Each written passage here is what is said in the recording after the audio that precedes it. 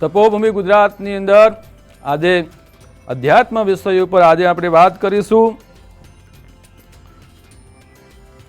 પંચક વિશેની માહિતી જ્યોતિષની અંદર પંચક કહેવામાં આવ્યું છે।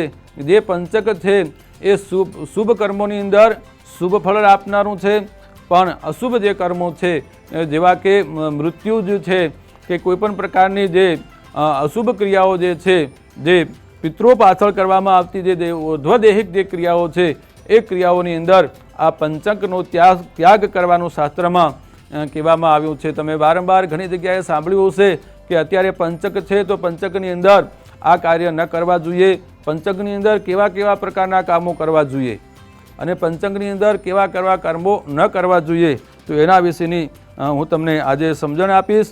પંચક એટલે કે આપણે ત્યાં નક્ષત્રો છે, 27 જે નક્ષત્રો છે એ 27 નક્ષત્રોની અંદર છેલ્લા જે 5 નક્ષત્રો છે એ છેલ્લા 5 નક્ષત્રોના સમૂહને પંચક કહેવામાં આવે છે।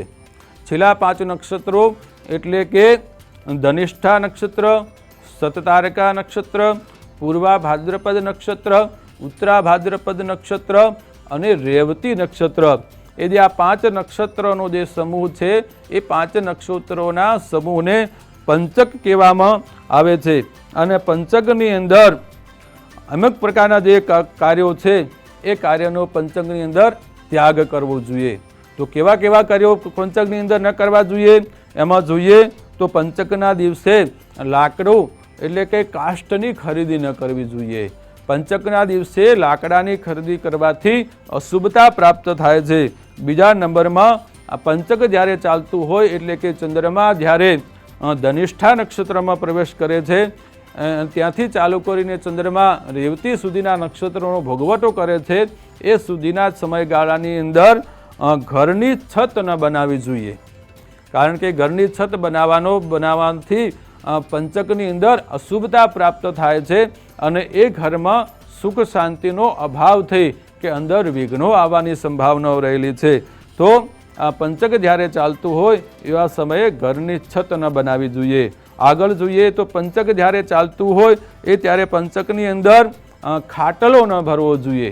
તમે જોયું હશે ગામડાની અંદર ખાટલાને ભરવામાં આવે, દોરીથી ખાટલાને તૈયાર કરવામાં આવે તો એ ખાટલો ભરવાનો શાસ્ત્રની અંદર પંચકની અંદર નિષેધ બતાવવામાં આવ્યો છે। અત્યાર પ્રમાણે જો વાત કરીએ તો આપણે કોઈ પણ જગ્યાએથી બેડની ખરીદી કરીએ છીએ કે બેડ બનાવીએ છીએ તો બેડની રચના જે છે, બેડ બનાવવાનું કામ જે છે એ આ પંચક જ્યારે ચાલતું હોય એ સમયે બેડ બનાવવો પણ ન જોઈએ અને બેડની ખરીદી પણ પંચક સમયની અંદર ન કરવી જોઈએ।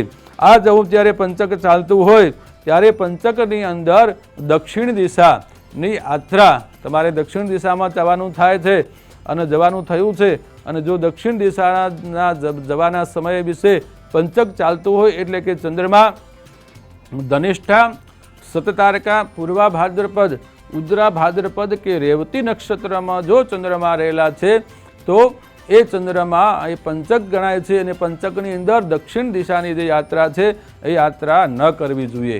દક્ષિણ દિશાની યાત્રા કેમ ન કરવી જોઈએ તો કે દક્ષિણ દિશાની અંદર યમરાજનાનો વાસ રહેલો છે, દક્ષિણ દિશામાં યમલોક આવેલું છે। દક્ષિણ દિશાની પંચકની જો યાત્રા કરો છો તો ત્યાં યમ યાતનાનો ભય સતાવતો હોય છે અને ભયથી દૂર રહેવા માટે આ જે પંચક છે એ પંચકની અંદર દક્ષિણ દિશાની યાત્રાનો પણ ત્યાગ કરવાનો શાસ્ત્રમાં કહેલું છે। આ જે પંચક છે એ પંચકના અલગ અલગ પ્રકારો શાસ્ત્રમાં બતાવવામાં આવ્યા છે કે કયા દિવસે, જે દિવસે પંચક ચાલુ થતું હોય એ દિવસથી અલગ અલગ પ્રકારે ના પંચક શાસ્ત્રમાં બતાવ્યામાં છે।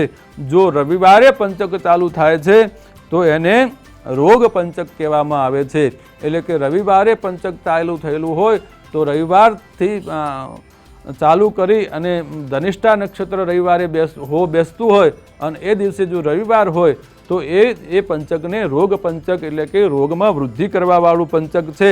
તો આ કાર્યની અંદર હંમેશા દવા દારૂનો ત્યાગ કરવો જોઈએ। હોસ્પિટલાઇઝ થવાનું આવે તો આ સમયની અંદર હોસ્પિટલની અંદર દાખલ થવાનું છોડવું જોઈએ।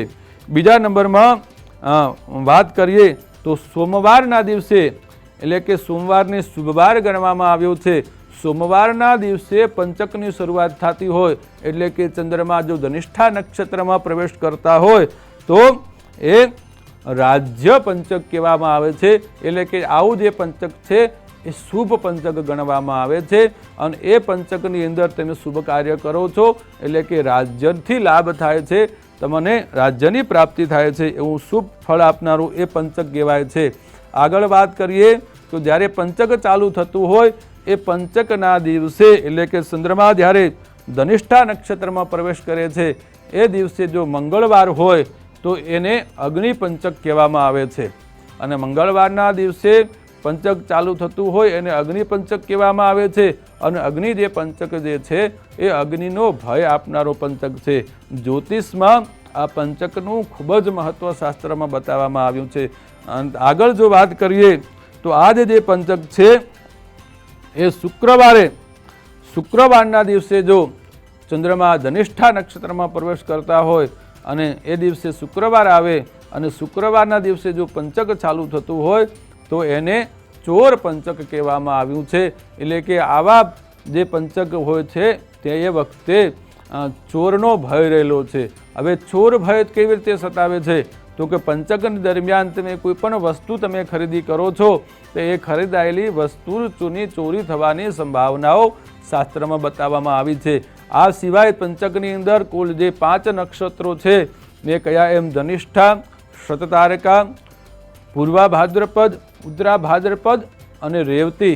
આ 5 નક્ષત્રોની અંદર તમામ પ્રકારના શુભ કર્મોનો ત્યાગ કરવાનો શાસ્ત્રમાં કોઈ ઉલ્લેખ કરેલો નથી.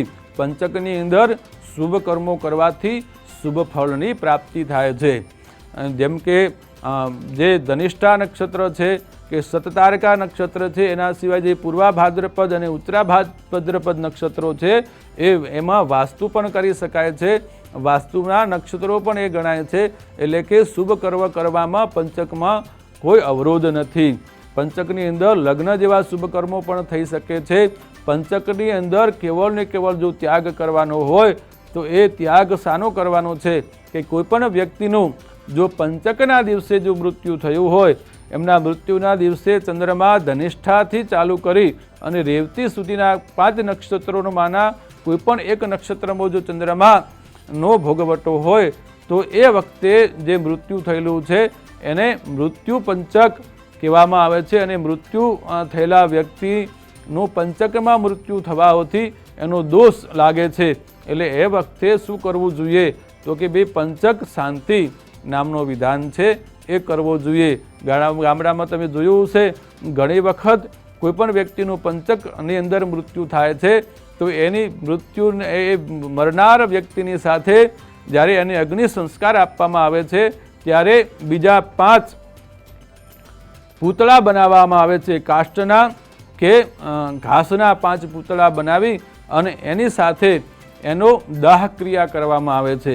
આ રીતે દાહ ક્રિયા કરવાથી જે પંચકના મૃત્યુનો જે દોષ છે એ દોષ લાગતો નથી અને ગામમાં પરિવારમાં એનો ભય સતાવતો નથી. તો આજના વિશેષ અધ્યાત્મ વિશેષમાં આજે આપણે પંચક વિશેની માહિતી સમજી. અસ્તુ. જય હિન્દ.